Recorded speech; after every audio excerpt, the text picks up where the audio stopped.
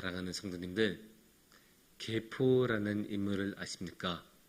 기억의 여의이엘포 이렇게 쓰는 사람인데 계포 처음 들어보신 분들도 많을 거예요. 왜냐면 요즘 사람이 아니고 아주 옛날 먼 옛날 중국에서 살았던 사람입니다. 어떤 사람이냐면 장수였습니다. 옛날에 초한지라고 하죠. 초나라하고 한나라하고 천하의 패권을 중국의 패권을 두고 전쟁을 벌였을 때 그때 활약했었던 장수 중에 한 명이 계포였습니다. 그런데 이 계포는 참 특이한 장수였습니다. 왜냐? 이 계포는 사실 무력이 엄청 뛰어난 장수는 아니었어요. 이 계포보다 무력이 뛰어난 장수는 초한지에서만 해도 아주 많이 있습니다. 항우 같은 사람은 말할 것도 없고 경포나 다른 장수에 비해서도 많이 부족했었던 그런 장수였습니다. 그렇다고 해서 지략이 뛰어났냐? 그런 것도 아닙니다. 지략으로 치면 한신이나 장량 같은 아주 뛰어난 군사들이 있었죠. 그런데도 특이하게도 이 계포라는 인물은, 이 계포라는 장수는 많은 사람들의 사랑을 받고 많은 사람들의 존중을 받았습니다. 그 다른 초한지 다른 어떠한 장수보다도 많은 존중을 받던 장수가 이 계포였습니다. 왜 그럴까요? 무력이 뛰어난 것도 아니고 지략이 뛰어난 것도 아니고 그렇다고 특별하게 공을 많이 세운 것도 아닌데 왜 이 계포는 많은 사랑을 받고 존중을 받았을까요? 이유는 딱 한 가지입니다. 이 계포는 아주 유명했습니다. 왜냐? 이 계포는 약속한 것은 지킨다. 이것으로 굉장히 유명했습니다. 자기가 한 약속은 무슨 일이 있어도 지키고 무조건 지키는 걸로 이 계포는 아주 유명했습니다. 그래서 심지어 이런 말까지 있었습니다. 금 100냥을 얻는 것보다 이 계포의 약속 하나를 받는 게 더 가치가 있다. 그만큼 이 계포는 자신이 하는 일은 무조건 해내고 자신이 뱉은 말은 무조건 지키는 그런 장수였기 때문입니다. 그래서 이거를 사자성어로 계포일낙이라는 말로 표현하기도 했습니다.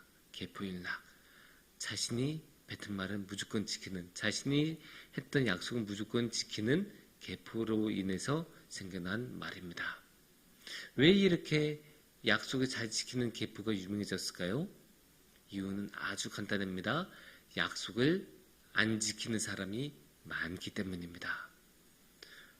그 시절에도 그렇고 오늘날에도 그렇습니다. 우리 흔히 보잖아요. 처음에 할 때는 다 약속을 얘기하고 하지만 나중에 자신한테 불리해지니까 또 나중에 지기 귀찮아지니까 자신한테 이득이 되는 게 없는 것 같으니까 그 약속을 버리고 헌신짝처럼 버리는 그런 사람들이 많습니다. 동서고금 다 똑같아요. 그거는 아주 옛날에도 그랬으니까 옛날에도 이미 계포라는 장수가 그렇게 유명해지고 계포일낙이라는 말이 생기기도 하고 오늘날도 다르지 않죠. 그래서 오늘날까지 계포의 이야기가 전해지기도 하고 또 어떻습니까? 많은 사람들이 이 약속을 안 지키고 계약을 안 지켜서 계약 위반 때문에 많은 소송들이 오늘날에도 일어나지 않습니까? 이렇게 약속을 안 지키는 것은 오늘날에도 너무나 많은 그런 우리 흔히 볼 수 있는 일입니다. 이거 얼마나 흔하냐? 성경에도 너무나 자주 나옵니다. 약속을 어기는 사람 이야기는 성경에 너무나 많이 나옵니다. 특히 오늘의 말씀에서도 그런 모습을 아주 잘 확인할 수가 있습니다. 전반적으로 다 나오지만 특히 19절 말씀을 보시면 그것이 아주 잘 집약적으로 드러납니다. 그러므로 주 여호와의 말씀이니라. 내가 나의 삶을 두고 맹세하노니 그가 내 맹세를 업신여기고 내 언약을 배반하였은즉 내가 그 죄를 머리에 돌리되. 하나님께서 말씀하십니다. 여호와의 말씀이니라 라고 하시잖아요. 그러니까 하나님의 말씀이십니다. 내가 그 죄를 그 머리에 돌리되.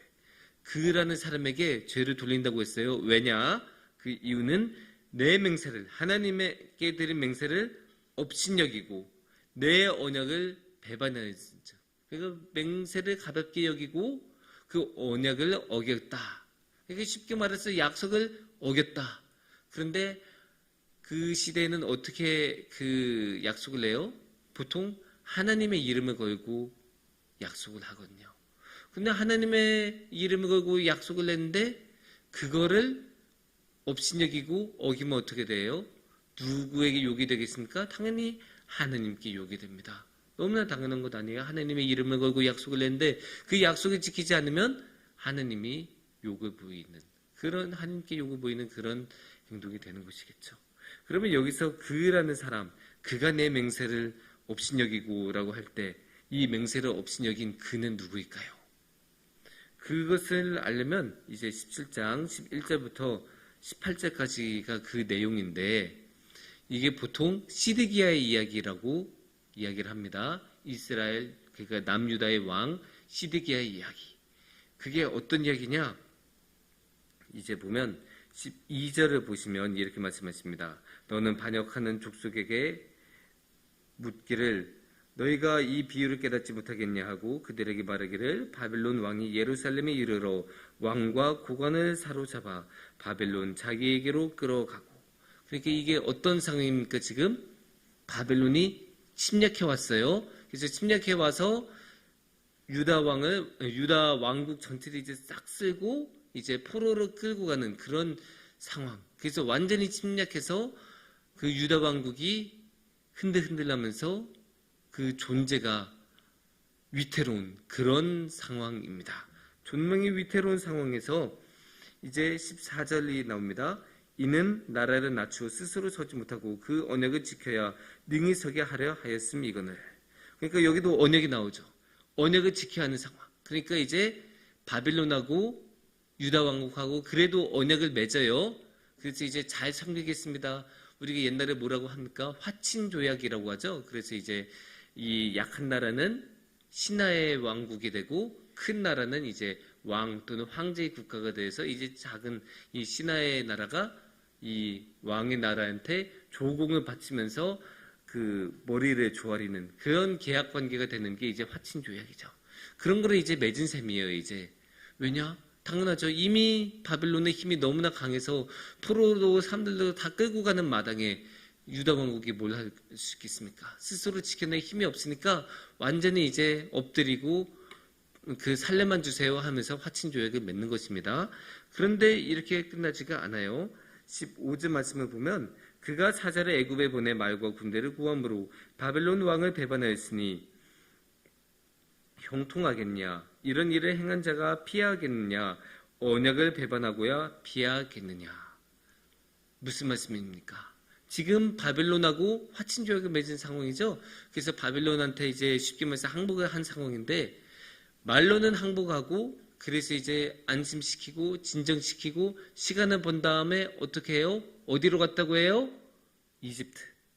이집트에 가서 그쪽에서 이제 도움을 구하고 쉽게 말해서 군대가 와줘서 저 사람들을 물리쳐 주세요. 이렇게 외교를 펼친 거예요. 그런 경우에 아주 많이 있지 않습니까? 굳이 이스라엘만이 아니더라도 역사에서 자주 보잖아요. 이쪽에서 공격 왔을 때 잠시 기만책을 펼친 다음에 다른 나라의 도움을 받아서 그 군대를 물리치고 그런 식으로 이제 균형 외교 그런 식의 이제 기회를 보는 그런 외교를 하는 경우가 아주 많이 있지 않습니까? 그런 모습을 여기서도 볼 수 있는 거예요. 그래서 이제 바빌론이 공격 왔을 때 또 다른 강대국인 이집트에게 이제 도움을 구하는 거죠. 도움을 구해서 이제 도와달라고 쫓아내고 몰아내는 그런 모습을 우리가 여기서 볼 수 있습니다. 그런데 몰아냈을까요? 그 결과가 어떻게 된지 우리가 17절을 보면 알 수가 있습니다. 대적이 토성을 쌓고 사다리를 세우고 많은 사람을 멸절하려 할 때 바로가 그 큰 군대와 많은 무리로도 그 전쟁에 그를 도와주지 못하리라. 바로가 누구예요? 파라오죠? 파라오를 이제 이렇게 쓴 건데 그게 이집트의 왕이 파라오잖아요. 그래서 이집트의 왕이 군대를 끌고 왔는데 뭐라고 합니까? 그 큰 군대와 많은 무리로도 그 전쟁에 그를 도와주지 못하리라. 도와주지 못했다고 했습니다. 도움이 못했다는 말은 무슨 뜻이겠어요? 결국 바빌론을 몰아내지 못했다.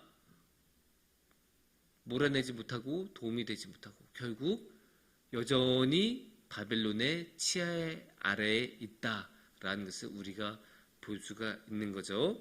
그래서 그 결과가 어떻게 됐을까요? 16절에 보시면 주 여호와의 말씀이니라 내가 나의 삶을 두고 맹세하노니 바벨론 왕이 그를 왕으로 세웠거늘 그가 맹세를 저버리고 언약을 배반하였은즉 그 왕이 거주하는 곳 바벨론에서 왕과 함께 있다가 죽을 것이라. 그러니까 그를이 누구의 시드기야잖아요. 시드기야를 왕으로 세웠는데 시드기야가 맹세를 저버리고 언약을 배반하였으니까 어떻게 해요? 왕이 그러니까 바벨론 왕이 이 왕을 시드기야 왕을 바벨론으로 끌고 가서 바벨론 땅에서 시드기야 왕이 죽게 될 것이다. 쉽게 말해서 객사까지는 아니더라도 최소한 자신이 살던 고향에서 죽지 못하고 자신이 살던 곳에서 죽지 못하고 저 먼 이역만리 타양에서 삶을 마감하는 그런 아주 슬프고 비참한 신세가 된다. 그거를 결과로 말씀하시는 거예요. 이 결과와 함께 18절에 또 다른 이제 평가를 하는 것을 볼 수가 있죠. 18절을 보시면 이렇게 말씀하십니다. 그가 이미 손에 내밀어 언약하였거늘 맹세를 업신여겨 언약을 배반하고 이 모든 일을 행하였으니 피하지 못하리라. 사실 16절의 결과하고 비슷한 이야기지만 18절에서는 다시 한번 강조해서 말씀하세요. 언약을 하고 맹세를 했는데 약속을 했는데 그 약속을 지키지 않고 깨트려서 그거로 인해서 이 모든 일 바벨론한테 완전히 나라를 멸망당하고 자기 개인도 바벨론으로 끌려가서 거기서 삶을 마감하게 되는 그런 비극적인 일을 당하게 될 것이다. 그 모든 일을 왜? 약속을 지키지 않아서 약속을 깨트려서 그 말씀을 하는 거예요. 왜 이렇게 약속을 강조했냐? 아까 말씀드린 것처럼 하나님의 이름을 걸고 약속을 보통 하니까 언약을 하고 맹세를 할 때 하나님의 이름을 걸고 맹세를 하는데 그럴 때 이제 이 약속을 지키지 않고 그 약속을 의도적으로 깰 때는 당연히 하나님을 욕보이게 되는 거죠. 하나님의 이름으로 약속을 했는데 그것을 깨면 당연히 하나님한테 그 욕이 돌아가게 되는 것입니다. 그러니까 하나님께서는 그것을 당연히 좋지 보게 않으시고 이렇게 평가를 이미 18절에 내리신 거죠. 그걸로 특히 이제 20절에도 보면 나를 반역한 그 반역을 거기서 심판할지며 라고 말씀하십니다. 그러니까 하나님께서 어떻게 해요? 심판하셨다. 이걸로 모든 평가가 이미 끝나는 거죠. 이 언약을 배반한 거에 대해서 하나님께서는 심판하신다. 그 언약을 깨트린다는 것은 나에 대한 언약을 깨트린 것하고도 마찬가지다. 그렇게 말씀하시면서 심판을 하시겠다. 이렇게 평가를 내리셨습니다. 그렇게 보면 이제 우리가 쉽게 알 수 있는 거죠. 약속을 안 지킨 게 왜 나쁜지도 우리가 여기서 볼 수가 있는 거고 또 그것으로 인해서 하나님을 왜 우리가 업신여기면 안 되는지 하나님을 업신여기게 되면 하나님의 그 거룩한 이름을 우리가 가벼이 여기고 업신여기게 되면 어떻게 되는지 이 말씀을 통해서 우리는 분명히 알 수가 있습니다. 하나님께서는 그것을 절대로 기뻐하지 않으시고 좋게 보시지 않으십니다. 그래서 이렇게 심판하시는 모습을 우리가 볼 수가 있습니다. 그런데 오늘의 말씀은 이렇게 심판의 말씀으로 끝나지가 않아요. 심판의 말씀으로 끝나지가 않고 하나님께서 희망을 주십니다. 특히 23절을 보시면 이렇게 말씀하십니다. 이스라엘 높은 산에 심으리니 그 가지가 무성하고 열매를 맺어서 아름다운 백향목이 될 것이요 각종 새가 그 아래에 깃들이며 그 가지가 그늘에 살리라. 그러니까 하나님께서 그냥 황무지로 남겨두지 않으세요. 바벨론이 침략 와서 멸망시키고 가시니까 당연히 이 이스라엘과 유다 땅은 황폐해질 수밖에 없죠.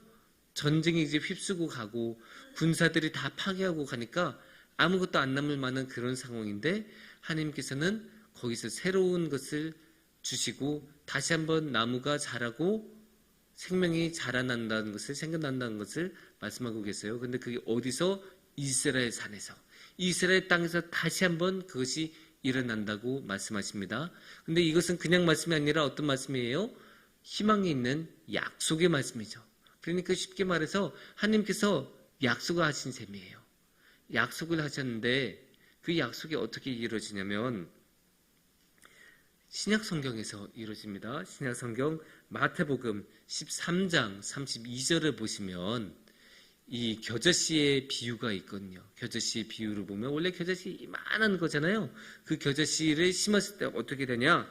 32절 말씀을 보시면 이는 모든 씨보다 작은 것이로되 자란 후에는 풀보다 커서 나무가 되매 공중의 새들이 와서 그 가지에 깃들이느니라.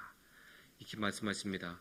그러니까 23절에 보면 그 가지가 무성하고 열매를 맺어서 아름다운 백향목이 될 것이요 각종 새가 그 아래 깃들이며 그 가지 그늘에 살리라 라고 약속이 말씀하셨는데 그게 다시 한번 어디서 예수님의 입에서 다시 한번 나온 거예요. 그래서 모든 씨보다 작은 것이 이루어되 자란 후에는 풀보다 커서 나무가 되매 공중의 새들이 와서 그 가지에 깃들이느니라. 이렇게 예수님이 말씀하시고 그게 결국 이 겨자씨 비유는 무엇의 비유입니까? 하나님 나라에 대한 비유이지 않습니까? 그러니까 이 비유는 최종적으로 어디서 이루어지느냐? 하나님 나라가 임하실 때 하나님 나라에서 이루어진다. 그리고 하나님 나라가 어디에 임했어요? 이스라엘도 임하고 이 세상 전체에 임하잖아요. 그러니까 그렇게 이스라엘 산에서 그 무성한 나무, 새들이 와서 쉬는 그 나무가 이루어지는 모습을 우리가 하나님 나라에서 볼 수 있는 거죠. 그러니까 우리는 여기서 두 모습을 볼 수 있어요. 약속이 계속 나타나죠. 이 언약을 맺은 시드기야 왕, 그리고 이 무성한 나무를 다시 주시겠다는 약속을 주시는 하나님, 이렇게 약속을 하는 두 모습을 볼 수 있는데, 근데 시드기야 왕은 모습은 어때요? 그 약속을 어겨요. 그리고 하나님은 그 약속을 어쨌든 지켜요. 사실 지킬 필요가 없는 상대인데도 불구하고 하나님은 지켜요. 시드기야는 지켜야 하는 상대여야 되는데도 그것을 지키지 않아요. 그 결과가 어떻게 됩니까? 시드기야 왕은 어떻게 돼요? 파멸하죠. 아주 파멸하고 타향에서 자신의 삶을 마감하는 비극적인 결말을 맺습니다. 하지만 하나님은 어떻습니까? 하나님은 그 약속을 지키시면서 그 많은 사랑을 우리와 함께 나누고 그 희망을 우리와 나누면서 하나님의 나라를 이루신 것을 우리가 볼 수 있습니다. 우리가 어떤 길을 가야 하는지는 명확하겠죠? 사랑하는 성도님들, 우리도 일상적으로 많은 약속을 하고 또 우리가 반드시 지켜야 되는 그런 약속들도 많은데 그 약속들 앞에서 어떻게 해야 되는지 오늘의 말씀을 보면 아주 명확해집니다. 지키지 않는 쪽은 파멸의 길이고 지키는 쪽은 생명과 희망의 길입니다. 우리 모두 생명과 희망의 길을 선택해서 하나님과 함께하고 하나님의 나라를 누리는 우리 성도님들이 되시기를 축원합니다. 함께 기도하겠습니다.